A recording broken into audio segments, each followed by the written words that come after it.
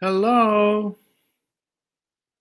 Tonight we will continue again with the Tripura Rahasya. Remember, the word Rahasya means secret. And so the secret is the secret that is exposed right in front of us, but we generally don't see it. Pura means city, like New York City. Tri is three. So Tripura is the three cities. And that is what you and I know as waking, dreaming, deep sleep, or Vaishnavar, Tejasa, Prajna. And the one consciousness, Shakti in Tantric language, this one consciousness operates outward through 1, 2, 3 cities. And so we are trying to find our way back to the realization of this one who dwells in the 3 cities, sometimes called Divine Mother. Doesn't mean there's a woman in the sky. It's a symbol. It's a metaphor. And hello, Joe. Let's see, my thing is not there. Hi, Joe. And hi, Roseanne. I thought you had to travel a little. Hello, Hashim. Guten Morgen, Hashim. Hi, Rosalind. Hello, Nilesh, back at home. Hi, Jeff. Your thing's in the mail, Jeff. And there is Raj. Hi, Raj. And so, anyway, Tripura Rahasya. Quite a journey this text is. And just as a brief orientation to what we're doing, Swami Rama writes in the introduction to this,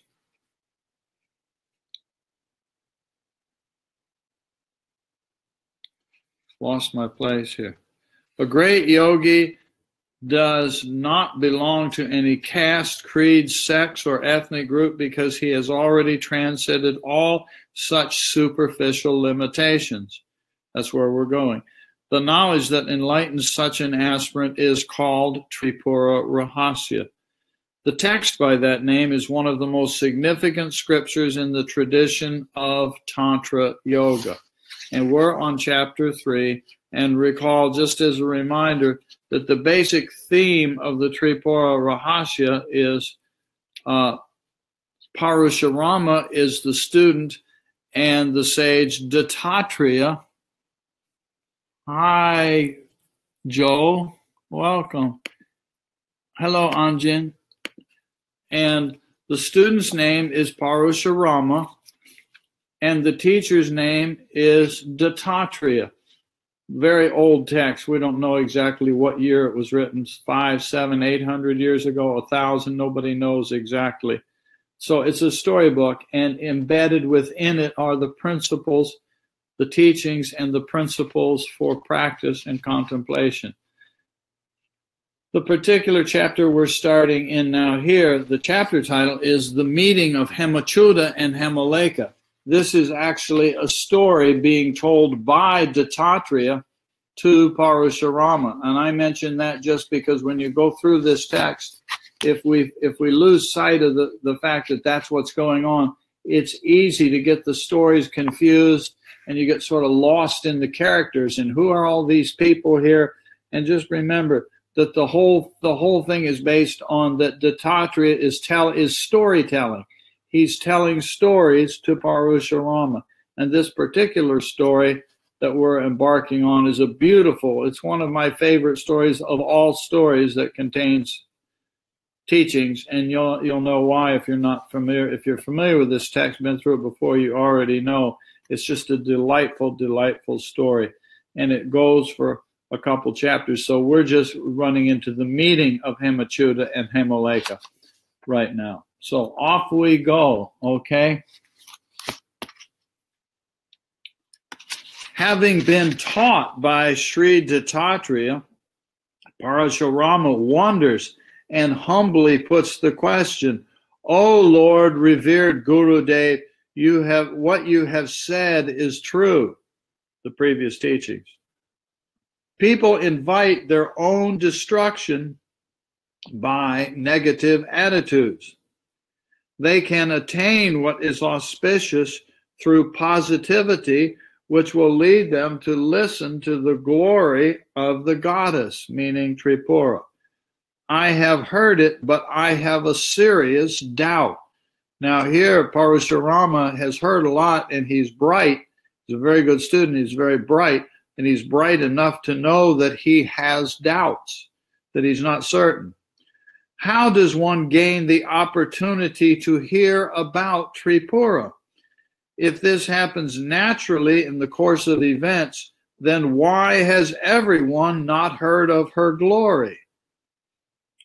Why was I not interested in learning about her before this moment? And remember, the storyline is that it's very common to personify a principle. So we turned it into a her. But the her is a symbolic thing. It's not literally that there's an anthropomorphic arms and legs and personality being. There's not a woman in the sky any more than there's a man in the sky. It's just a storyline. Why was I not interested in learning about her before this moment? There are many people who are more miserable than I am, who should be more motivated to turn to Tripura. Why do they not have the opportunity to know this subject? Please help me understand this. Pretty good question, isn't it? Listen, Parashurama says to Dattatreya.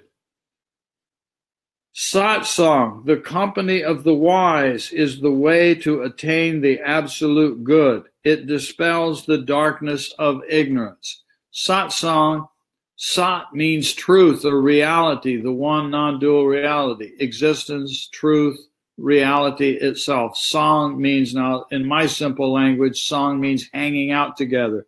This is what we're doing right now through technology. We're hanging out together in the spirit of satsang, talking about this stuff. And here comes Joe. Now we're in trouble. Joe is here. Hi, Joe. Now you can clean up your act. Now I can clean up my act because Joe is here. Anyway, it's maintaining the company of the wise or of wisdom is the way to attain the absolute good. It dispels the darkness of ignorance. And so the company that we keep with one another, whether it's going through something like this or just taking a walk together with somebody of like mind, or sitting online together and having a Skype conversation with, or a texting message like in the Table Talk group where you get to know one another. This is satsang. You're hanging out together in the spirit of this stuff. It's a tremendous, tremendous key to all of this. Very valuable. The company of the wise yields the most desirable fruit. You yourself attain this higher state that leads to the greatest good through the company of the leading sage Samvarta. That was in an earlier chapter. Now remember, this is Dattatreya talking to Parashurama. Parashurama is saying, how does this happen? Dattatreya says to him, look, it basically becomes by who you're hanging out with. And he says, look, Dattatreya is reminding Parashurama, look who you were hanging out with before you came to see me. You were hanging out with a sage called Samvarta. That's pretty cool. And so this is what he was doing. Sages find joy in the company of other great sages. And I'll add here, we also can enjoy hanging out with little sages. Hi, Rojo. And I'm saying that lovingly and playfully. So think of yourself as a little sage. Unless you want to think of yourself as a big sage. We're hanging out together, and that's a pretty neat deal. Without the company of a sage, who could ever attain the highest bliss? Even in worldly life, a person sees the effect of the company he keeps. We all know this, don't we? Now listen, Parashurama, I will tell you a story. Now, this is Dattatreya going off into storytelling.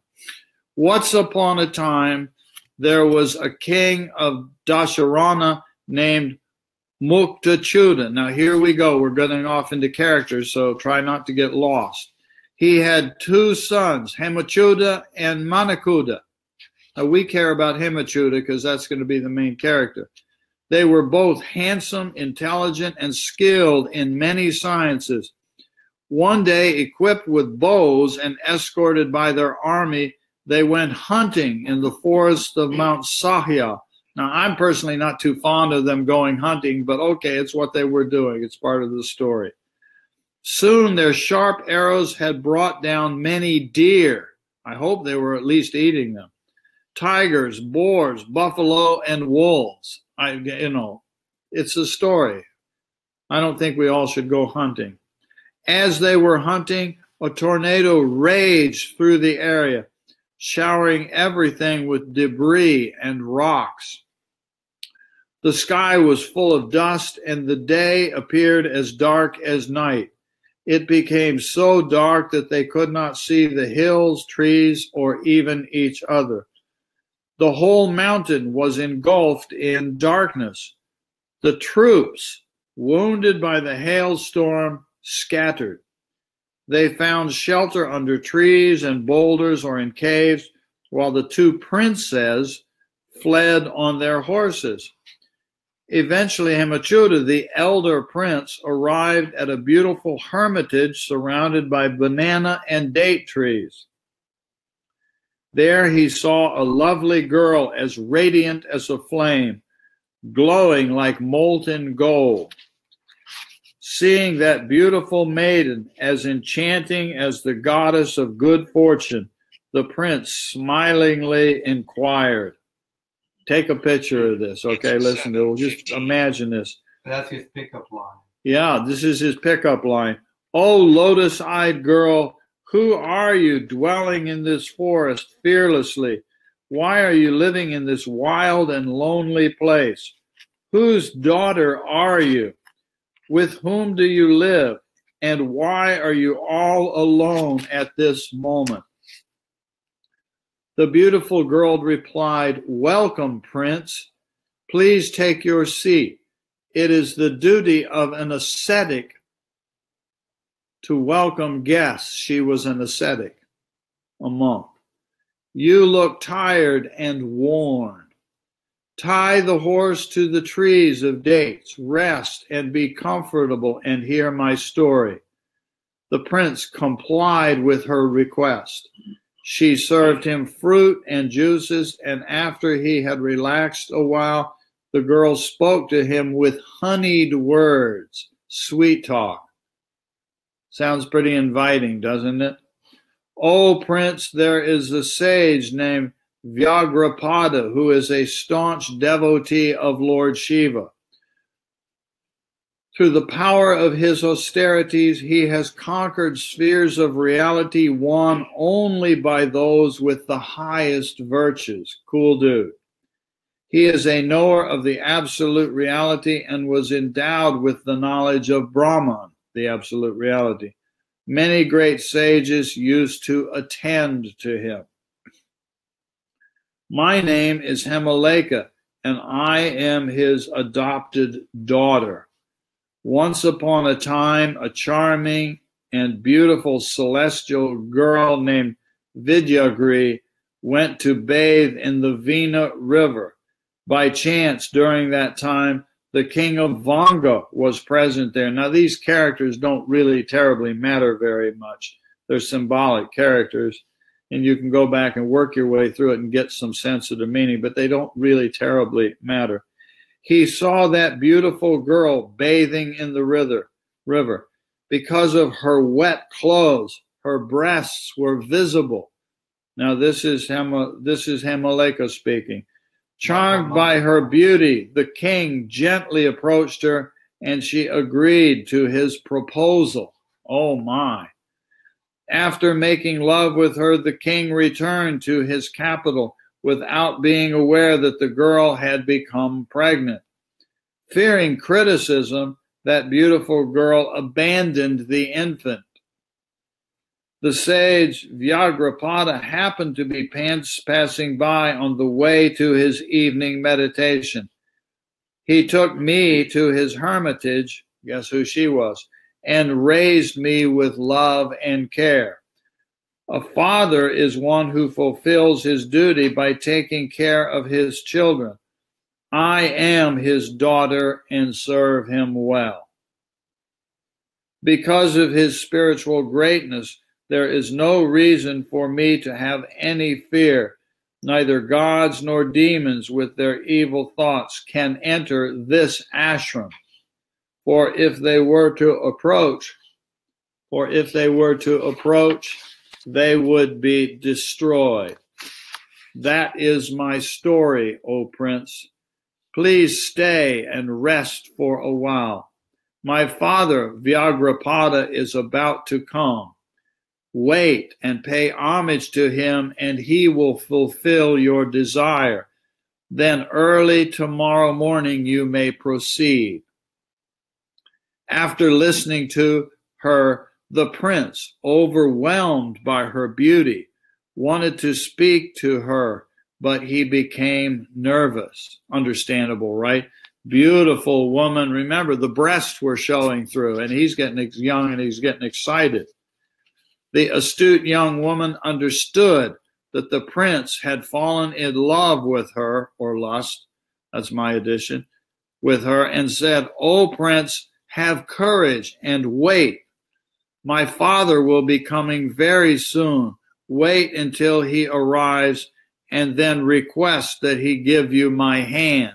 I think hand is not what he had in mind, but that's our modern disgusting humor, Anyway, as she spoke these words, the great sage entered with the flowers and fruits he had collected for worship. The father.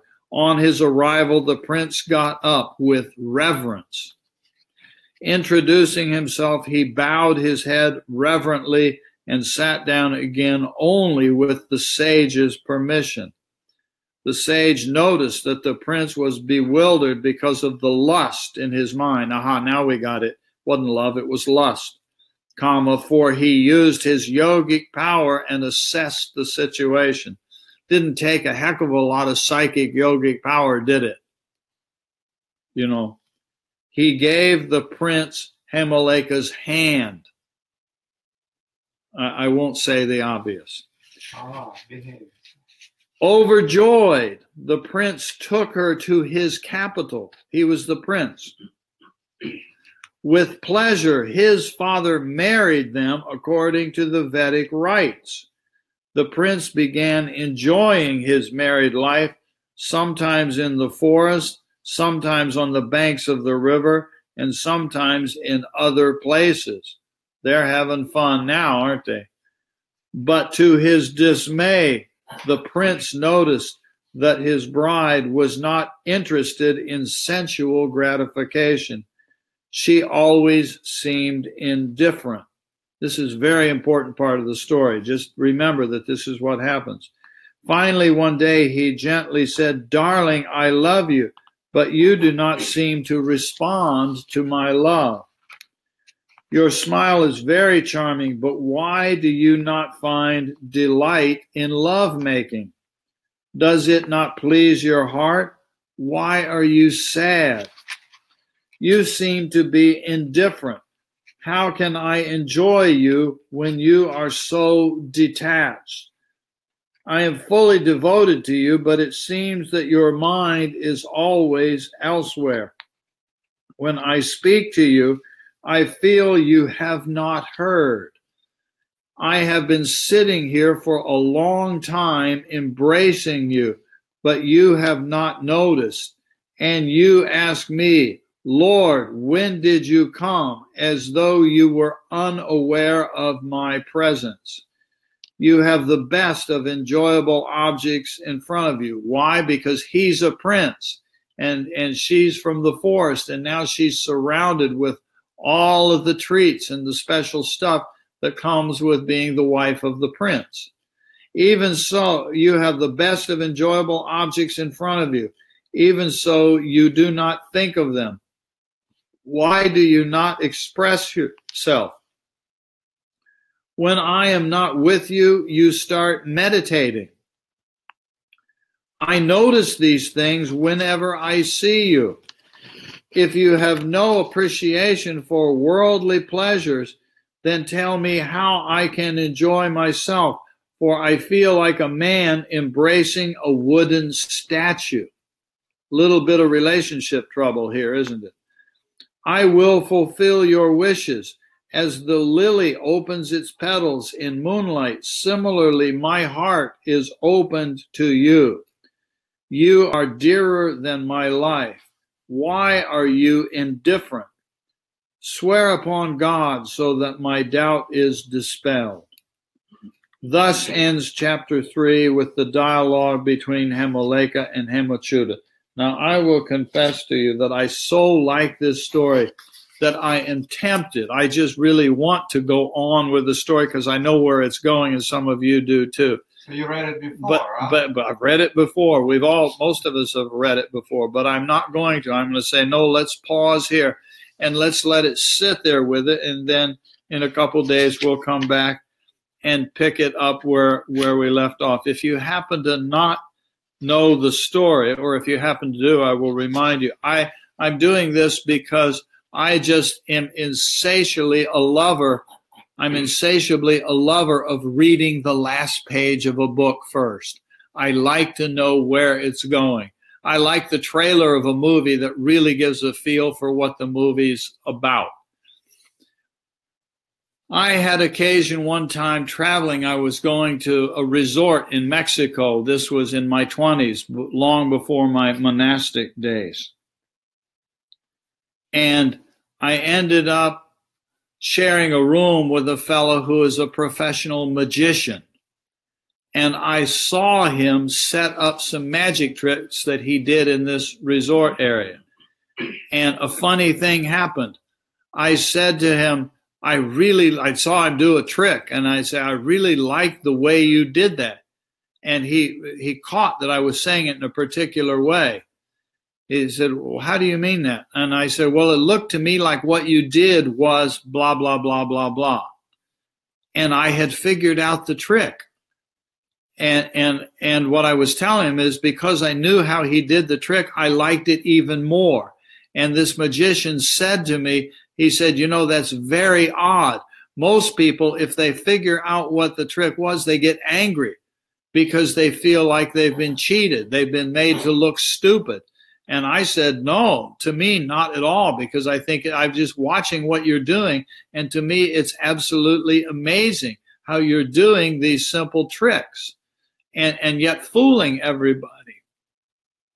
And it's in that spirit that knowing where this story is going, I like it even more. So if you don't know, I'm going to give you a sneak preview.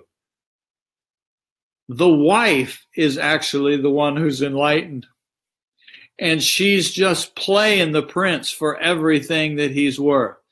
He's going to try to teach her to how to enjoy the worldly sensual life. And she plays along with it.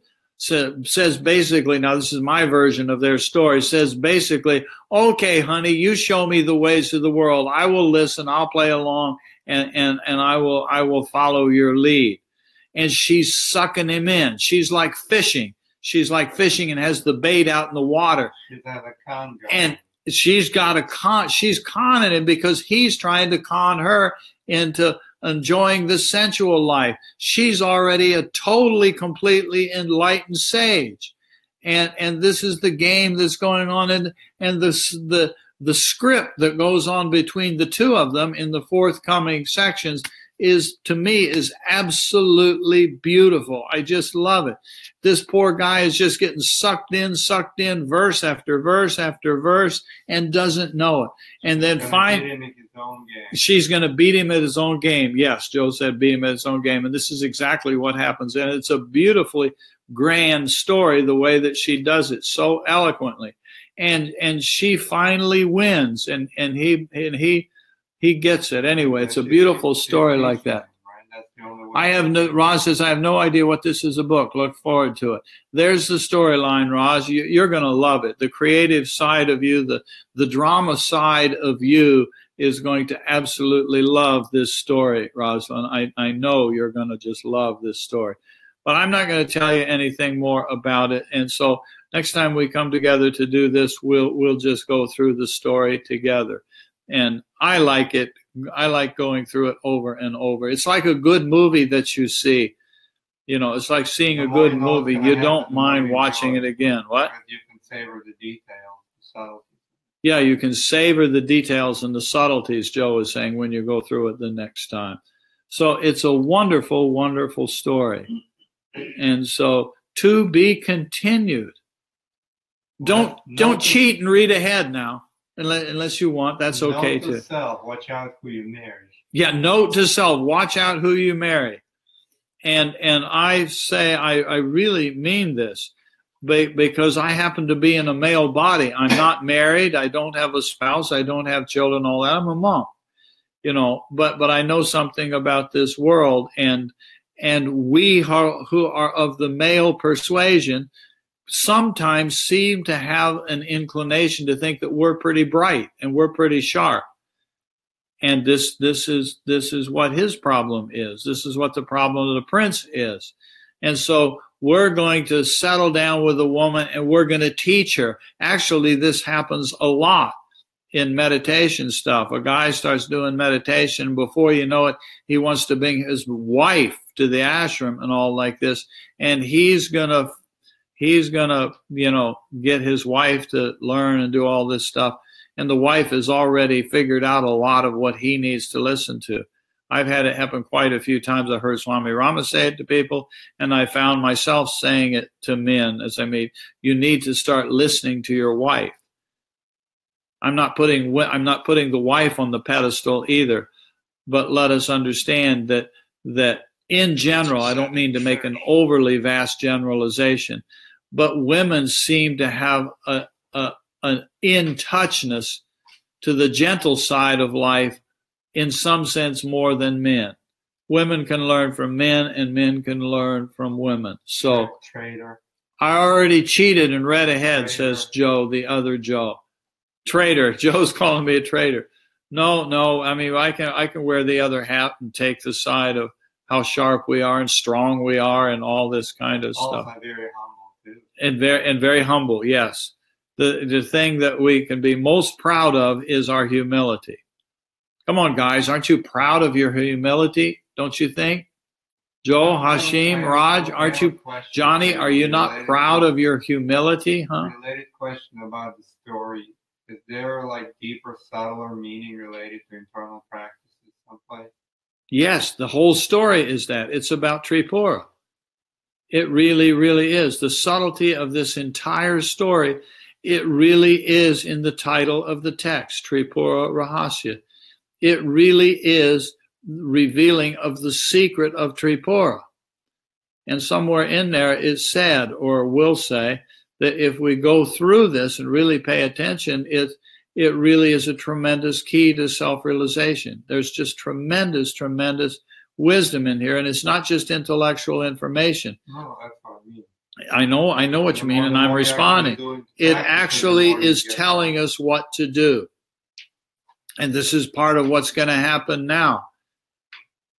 That Himaleka is going to teach Hemachyuta how to do this. And then it's up to you and I whether we're going to listen to what she has to say. Yeah, are we going to become humble? Are we willing to listen to a woman who's going to tell us how this works? And that's part of the fun of the forthcoming story. And remember that in the greater context of the Tripura Rahasya, this is Dattatreya talking to the student Parashurama. Dattatreya is telling the story to Parashurama. Parashurama was the guy who had all this knowledge and yet comes to Dattatreya. He was with Samvarta. Samvarta explained the whole process to him, and he took it in to some degree, but he still had questions. He still had doubts, remember? So he comes to Dattatreya and said, I still have doubts. Can you explain it to me? And Dattatreya says, yes, sure. I just sit. Let me tell you a story. And so he starts telling him the story that we're now going through. I think this prince, he is very sincere about whatever he is doing, whatever he's communicating. He honestly believes what he believes. Oh, the The character here, the prince, yes. Prince, yeah, he is not like being arrogant prick. No, not consciously, actively. No, he's trying. He's a prince.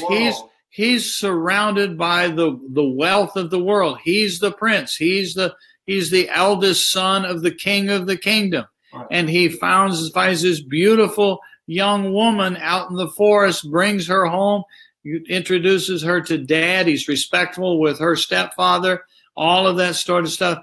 He marries her, he settles down, makes love with her. He's showing her the finer things of life. She's bored with the whole thing. Now, we don't know it yet in the story, but she's bored with the whole thing because she knows the truth, the absolute reality. She's way beyond all this worldly stuff. But she also saw, material. She saw in him, she would not have anything to do with him, and he was. She's living her dharma. Right. It's in her dharma to share the wisdom, and so here he is. And so this is the game that's going on right now. And so we can say, just because it's fun to say it like this, she's running a scam on him. She's setting him up big time. He's a worthy mark. He's a mark, yeah. He's a marked man, but he's marked with the deepest love that is possible. He's marked by the infinite. He's marked by Mother Tripura herself, who has come in the form of Hemoleka. And he doesn't know what he's up against. He doesn't see it yet. And that's the fun of the story. I just love this forthcoming part of the story as he's sitting there trying his best to sweet talk her. And she's going along with it. And then somewhere along the way, he finally says, in effect, okay, I'm worn out. You explain it to me. And then she turns around and says, okay, honey, here it is. And then she gives the teachings. And you and I get to listen in on that. We get to listen in on the wisdom of Tripura that Hemoleka is teaching Hemachyuta. I guess because of there's such an intimate, close relationship, he trusts what she's saying. Initially, no. He doesn't trust her at all because he's already got the answers. And the problem is she's not listening. So he is going to teach her the ways of enjoying the world. When he starts meditating, eventually she wins. That's where the story is going. Now she plays the role of a guru or a teacher. Well, she's not playing the role. She actually is. She is in the story. She is the embodiment of that. But it's a story. It's a fun story to me. And so we just enjoy the story. I'm sure there's a million. And it's like when you go to a movie or if you go to a music concert that is a kind of music you really like, what do you do with the music playing? You allow yourself to get taken on a journey. If you go to a movie theater and you go to a movie that you like, what's your job as the audience? Give yourself over to the movie. Don't just sit back in the theater and say, no, I'm not getting sucked into this movie. I'm not going to get sucked into that music that's on the stage in front of me. No, you let go. You allow yourself to immerse you. You allow the musician to take you along for a ride. One time I heard somebody that you and I both have met and know well who plays a cello, a professional cello player and a professional piano player at a retreat thing that was in Chicago, I think it was, many, many years ago. And they played music, and it was just beautiful. And the next day I told the piano player woman how much I loved her music. I said, I'm sorry, I can't tell you which one it was you played, but there was one that you, and I said, it went something like da-da-da-da-da-da. I sort of mouthed what it was. I said, I don't know what this was, but I just thoroughly enjoyed that. And she said back to me, she really meant it because she could hear my sincerity. She said, you actually are the perfect audience. You are the audience I like to play for because you allowed me to take you on a journey. And it's what had happened. And so I just listened to her piano and the other fellow's cello, and the two of them they just played so beautifully together. They're both meditators, both sincere in that kind of way, both students of Swami Rama, which is not the important part of it. but they came together. They practiced for an hour or two before that evening. They'd never played before. They came up with a couple things they could play together, and it was just absolutely a beautiful journey. And so I wanted to tell her just simply thank you. And in my fumbling for words to say, I'm sorry, I don't know what I'm talking about, but there was something you did in particular that caught my attention. She really meant it. She told me that she really meant it. She said, you are the perfect audience because you allowed me to take you on a journey. And that's all I'm saying with this is we go on the journey, you go through it over and over again, and the storyline's not going to change, but the journey is really, really beautiful. That's what's the beauty of this text. And there is tremendous wisdom in there. Not merely wisdom that we intellectually take in and say, okay, now I have learned some new information.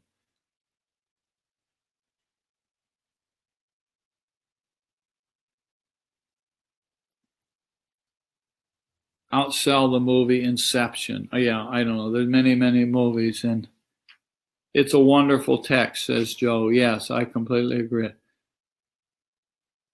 So anyway, to be continued, to be continued. Okay, thank you for visiting and playing. Enjoy the journey. Okay, good night. And the secret of Tripura is to be found in the silence after the Om. I know, same old stuff, huh?